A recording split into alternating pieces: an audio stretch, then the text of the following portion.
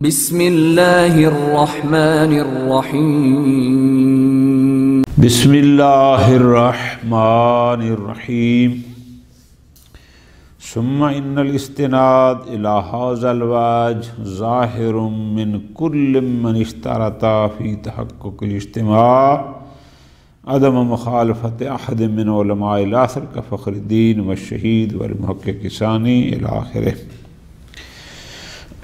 بات ہماری شروع ہوئی تھی کہ ہمارے نزدیک اجماع کی حجیت میں معیار ہے قول امام کا اس میں شامل ہونا، ٹھیک ہے جی۔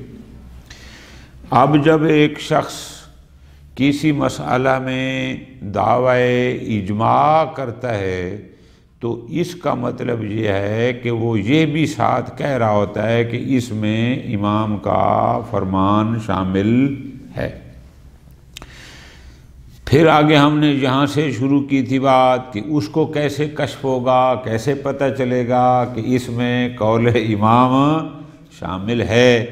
تو انہوں نے کہا تھا پہلا طریقہ ہے حسی، کہ اس نے خود علماء کے اقوال بھی دیکھے ہوں اور خود شخص امام سے بھی سنا ہو۔ اس پر شیخ عالم نے کہا تھا کہ یہ انتہائی قلیل ہے، بلکہ جن لوگوں نے دعوی اجماع کیے ہیں وہ شاید اصلاً 11 معصومین کے زمانے میں تھے نہیں، اور جو 12 آئے ان سے بھی شاید ان کی ملاقات اس طرح نہ ہوئی ہو۔ دوسرا طریقہ وہ تھا قاعدہ لطف کا۔ کل ہم نے ساری بات اس بات پر ختم کی تھی کہ شیخ طوسی رحمۃ اللہ علیہ اجماع میں امام علیہ السلام کے دخول میں فقط اور فقط قاعدہ لطف کے قائل ہیں کہ قاعدہ لطف کا تقاضا یہ ہے کہ امام اس میں شامل ہو، اور سید مرتضیٰ کے جو دلائل تھے ان کو بھی انہوں نے اس لیے قبول نہیں کیا چونکہ اگر ان کو مانتے ہیں تو پھر کوئی اجماع رہتا ہی نہیں ہے۔ یہ بات کل تک ہم نے پڑھی۔ آج انشاءاللہ اس کا تتمہ ہے۔ اس میں خارج میں بتانے والی کوئی خاص چیز نہیں ہے، خالی ترجمہ ہے۔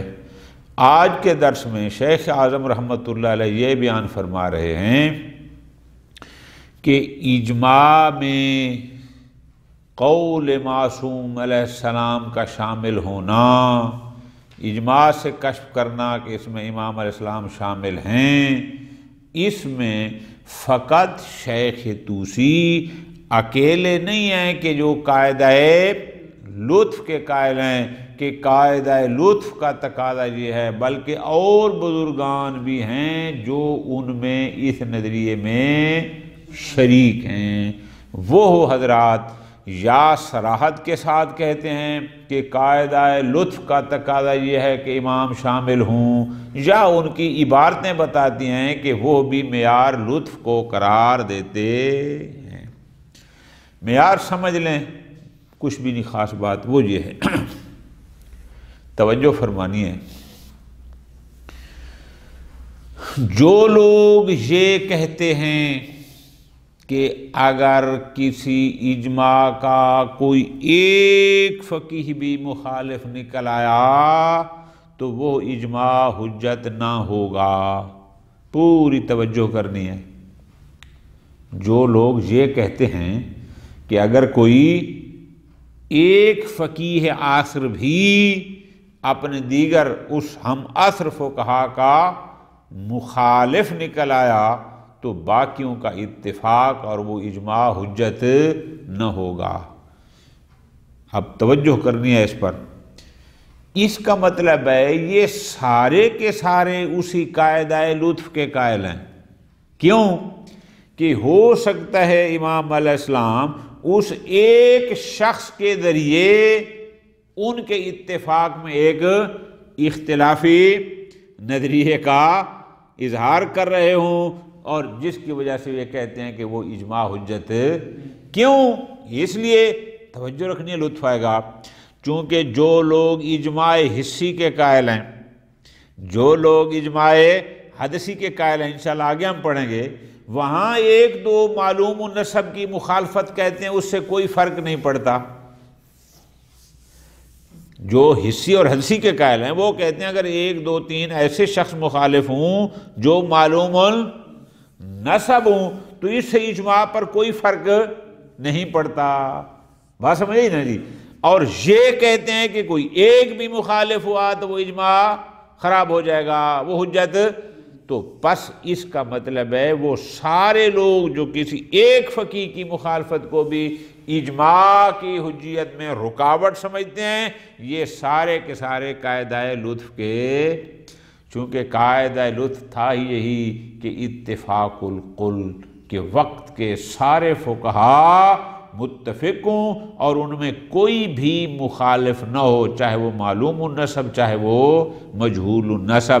تو یہ قاعدہ لطف والوں کی بات ہے. حدث اور حس والوں کا یہ نظریہ، وہ کہتے ہیں 1 2 معلوم النسب مخالف ہو بھی صحیح یا زیادہ بھی ہوں. حتیٰ کہ بعد نے کیا کہا تھا کہ اگر تھوڑے وہ ہیں کہ جن میں قول معصوم ہے اور زیادہ وہ ہیں جن میں نہیں ہے تو وہ تھوڑے بھی حجت ہے ان کا اجماع، کیونکہ وہاں میں یار وہ یہ کہا. اس کا مطلب ہے وہ کچھ کی مخالفت سے اجماع میں اس کو حجیت میں مانے نہیں سمجھتے، اور جو لوگ کہتے ہیں کہ ایک بھی مخالف ہو گیا تو اجماع حجت نہ رہے گا، اس کا مطلب یہ سارے قاعدہ لطف کے قائل ہیں.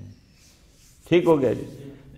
تو پس آج کے درس میں ہم نے صرف یہ پڑھنا ہے کہ اس قاعدہ لطف کے یا بالفاظ دیگر اجماع لطفی کے قائل فقط اور فقط شیخ طوسی نہیں ہیں، اور بزرگان بھی ہیں جو ان کے ساتھ اس نظریے میں شریک ہیں اور وہ بھی اجماع لطفی کے قائل ہیں. ہاں البتہ بعض نے صراحت کی ہے اور بعض نے صراحت نہیں کی، لیکن ان کی عبارات سے یہی لگتا ہے کہ وہ بھی اسی قاعدہ لطف کے قائل ہیں. باقی عبارتیں ہیں فقہا کی.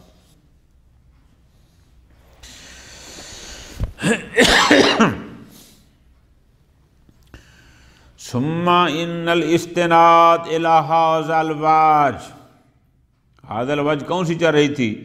یہ جو شیخ ہے طوسی رحمۃ اللہ نظریہ ہے تھا قاعدہ لطف والا، کہ بذریعہ قاعدہ لطف ہم اجماع میں قول معصوم کو کشف کرتے ہیں. فرماتے ہیں استناد الى هذا الوجه ظاہر من کل من اشترط فی تحقق الاجماع. فرماتے ہیں یہ فقط انہی کا نظریہ نہیں ہے بلکہ ہر وہ شخص جو اس بات کا قائل ہے، کس بات کا؟ کہ عدم مخالفت احد من علماء العصر، کہ علماء عصر میں سے کوئی ایک شخص بھی مخالف اجماع نہ ہوگا تو جا کر اجماع حجت ہوگا. توجہ فرما رہے ہیں آگے جان. ایک بھی مخالف کا نہ ہونا تو وہ کہتے ہیں اجماع متحقق ہوگا اور حجت ہوگا.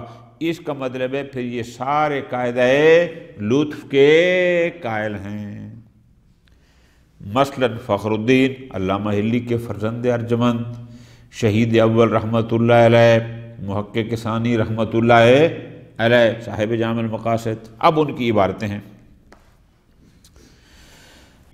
قال فی الایضاح فخر المحققین فخر الدین فرزند ارجمند حضرت علامہ ہلی رحمۃ اللہ علیہ فی مسئلۃ ما يدخل فی المبی. ایک بحث آتی ہے، آپ نے شرح میں پڑھا ہوگا کتاب المتاجر میں، کہ مبی میں کیا کیا شامل ہوتا ہے. یعنی اس وہاں مثالیں یہ تھیں کہ جب ایک بندہ کہتا ہے کہ بے تو حاضر دار، کہ یہ گھر تیرے پاس بیچا تو دار میں کیا کیا آئے گا، یہ وہاں پر عبارتیں.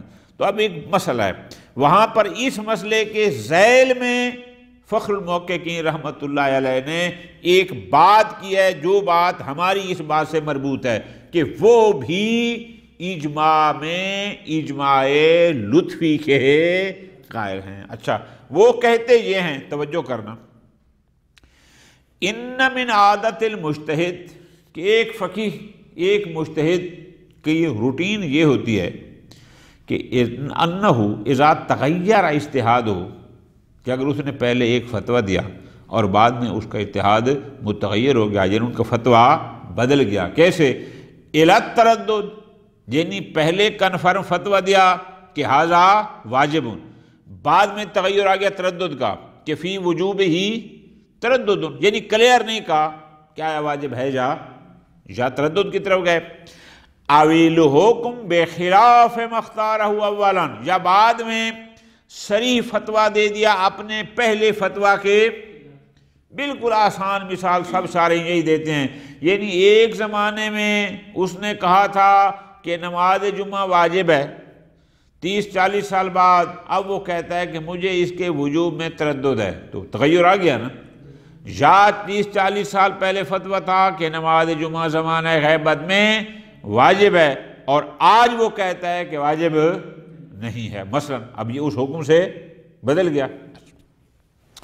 وہ کہتے ہیں کہ جب بھی کوئی فقیہ اپنے اجتہاد میں، اپنے فتویٰ میں تبدیلی کرتا ہے، لطف لینا ہے، لم یبطل ذکر الحکم الاول، وہ اپنے فتویٰ کو باطل نہیں کرتا، یعنی وہ فتویٰ جو اس زمانے اس کی کتاب میں تھا اور تھا وہ بھی اسی طرح برقرار رہتا ہے۔ اچھا، بل یذکر مداہ الیہ اجتہادہ ثانیا فی موضع آخر، بلکہ بعد میں جو کتاب لکھتا ہے 30 سال بعد 35 سال بعد، اس میں اگر اس کے اجتہاد میں تبدیلی آئی ہے تو پھر اس کتاب میں وہ وہی دوسرا جو فتویٰ ہوتا ہے، نظریہ ہوتا ہے، وہ لکھتا ہے۔ یہ نہیں کہ وہ پہلی کتاب کو کہے حذف کر دو، اس سے وہ مٹا دو، ایسا اس میں جو تھا وہ وہاں رہتا ہے، اس میں پھر ان کا آ گیا دوسرا فتویٰ، لطف لینا ہے۔ کیوں؟ لے بیان، وہ پہلا فتویٰ وہاں رہتا ہے 35 سال والا، اور آج والا نئی کتاب میں آتا ہے، وجہ لے بیان عدم انعقاد اجماع اہل عصر الاجتہاد الاول علی خلافہ۔ 35 سال پہلے اگر سارے کہہ رہے تھے کہ جمعہ حرام ہے اور اس نے کہا تھا واجب، تو اس زمانے کے اجماع کو اس ایک کے فتوے نے خراب کر دیا، اس کا مطلب اجماع نہیں تھا۔ 35 سال بعد سارے کہہ رہے ہیں کہ یہ واجب ہے اور یہ ایک کہہ رہا ہے کہ حرام ہے، تو اس کا مطلب ہے یہ آج کے اجماع کو قد کر رہا ہے کہ نہیں کوئی اجماع، وہ اس زمانے کے اجماع کے لحاظ سے یہ چونکہ زمانے مختلف ہو گئے، تو فرماتے ہیں دیکھو لے بیان عدم انعقاد اجماع اہل عصر الاجتہاد الاول علی خلافہ، یعنی گویا کہ وہ بتانا یہ چاہتے ہیں کہ جو 35 سال پہلے ایک فتویٰ تھا، اس کے ذریعے کہ اس کا مطلب میرے خلاف کوئی اجماع نہیں تھا۔ کیوں؟ چونکہ ان کے نزدیک ایک بندے کا اختلاف سے بھی اجماع محقق شاباش۔ اور اسی طرح نئی کتاب میں جب نیا فتویٰ دیتا ہے 35 سال بعد، عدم انعقاد اجماع اہل العصر الثانی علی کل واحد منہما، تو اس کا مطلب ہے جہاں بھی وہ یہ بتا رہا ہے کہ میں اگر تردد کی طرف جا رہا ہوں یا میرا فتویٰ باقیوں سے مختلف ہے، تو اس کا مطلب اس زمانے میں بھی اجماع اس کے خلاف نہیں ہے۔ وَأَنَّهُمْ لَمْ يَحْصُلِ الْاجْتِهَادُ الثَّانِي، اس لیے کہ جو دوسرا اس کا فتویٰ آیا جو اجتہاد ثانی تھا، اس کا مطلب ہے لم يحصل مبتلون، وہ اس کے پہلے اجتہاد کا مبتل نہیں تھا، بلکہ وہ یہ کہتے ہیں معارض لدلیلہ مساو لا، کہ پہلے میرے پاس یہ دلیل تھی، میرا یہ فتویٰ تھا، اب اس کے مقابل میں یہ دلیل آ گئی جو اس کے مساوی ہے، یہ نہیں کہتا کہ وہ باطل تھا اور یہ صحیح ہے۔ ختم۔ وقد اکثر فی الایضاح، اور فخر المحققین رحمۃ اللہ علیہ کی کتاب اس ایضاح الفوائد میں ایک جگہ نہیں کئی مقام پر فرمایا من عدم الاعتبار بالخلاف لانقراض عصر المخالف، کہ اگر ایک اتفاق ہوتا ایک صدی کے لوگوں کا اور مخالف ہوتا وہ ہو جو اس صدی میں نہیں تھا، تو وہ کہتے ہیں چونکہ وہ اس صدی کا بندہ نہیں ہے، اس کے اختلاف سے کوئی فرق نہیں پڑتا۔ سمجھ آ گئی بات کی؟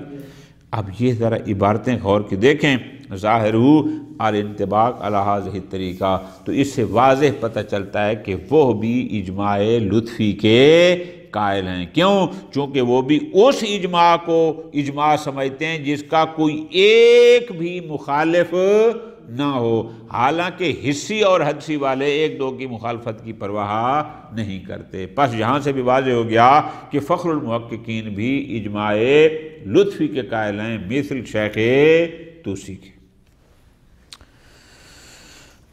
دوسری عبارت، قال فی ذکر شہید اول رحمۃ اللہ علیہ اپنی کتاب ذکر الشیعہ اس میں یوں فرماتے ہیں ظاہر العلماء المنع عن العمل بقول المیت، علماء کرام کا ظاہر یہ ہے، یعنی اتفاق ہے کیا کہ قول میت پر، یعنی کیا مردہ مجتہد کی ابتدائی تقلید کرنا جائز نہیں ہے۔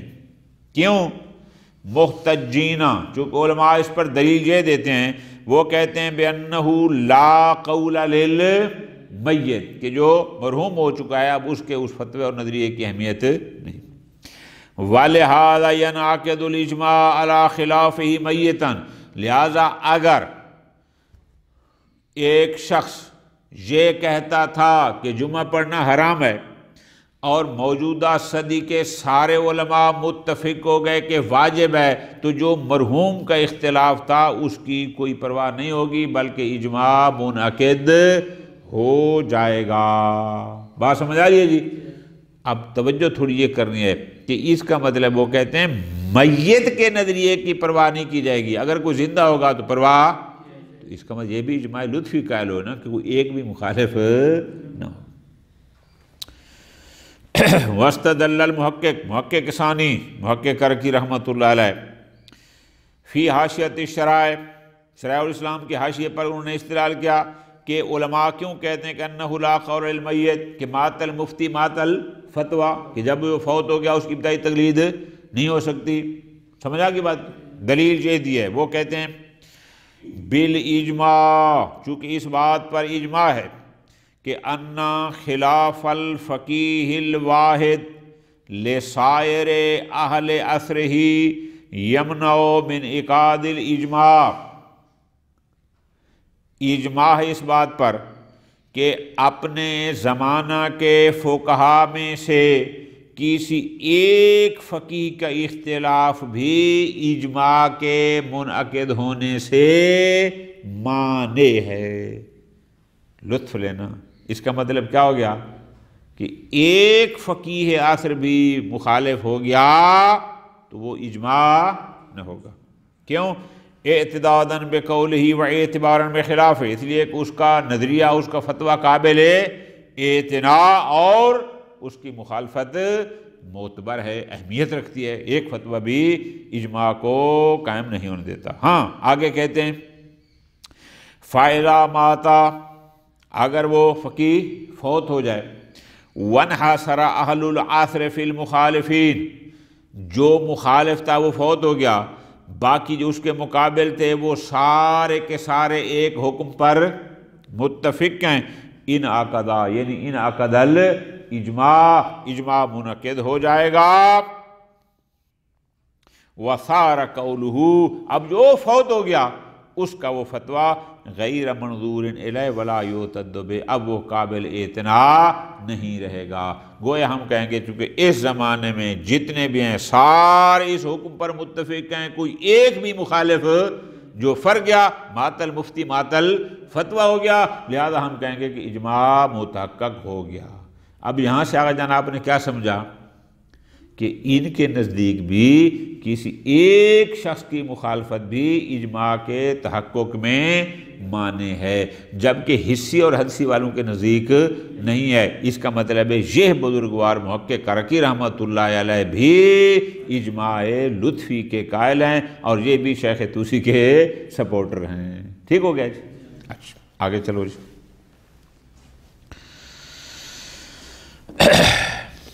حقیان بعض انہو حقان محقق الدامات، محقق تستری رحمۃ اللہ علیہ، کتاب کا نام ہے کشف الکناب، انہوں نے نقل کیا ہے محقق داماد سے۔ میں نے دیکھا ہے محقق داماد نامی بندے کئی ہیں، ایک موجودہ صدی کا ہے، ابھی انقلاب کے دوران کا ایران کا ہے، ایک ہے سید محمد، اس کو بھی محقق داماد، وہ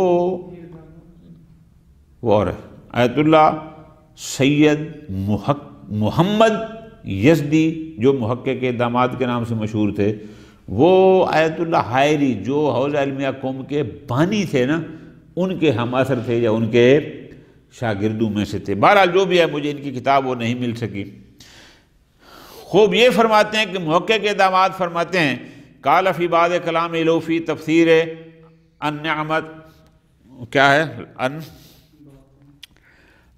نعمت باطنہ، یہ توجہ کر لیں، میں یہ سورہ لقمان آیت نمبر 20 آیت یوں ہے الم تروا ان اللہ سخر لکم ما فی السماوات وما فی الارض واسبغ علیکم نعمہ ظاہرۃ وباطنہ ومن الناس من یجادل فی اللہ بغیر علم ولا ہدی ولا کتاب منیر۔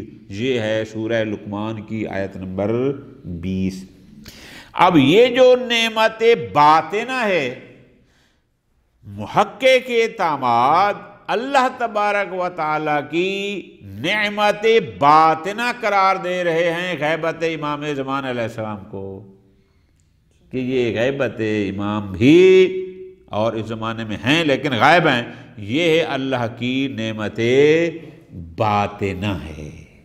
یعنی تفسیر میں انہوں نے یہ کہا، وہ فرماتے ہیں اچھا نعمت باطنہ کیا ہے؟ وہ فرماتے ہیں اس لیے کہ ان من فوائد الامام، امام زمان اجل اللہ فرجہ الشریف، یہ نعمت باطنہ کس لحاظ سے ہیں؟ فرماتے ہیں اس لیے کہ امام کی فوائد میں سے ایک یہ ہے کہ ان یکون مستندا لحجیت اجماع اہل الحل والعقد من العلماء علی حکم من الاحکام،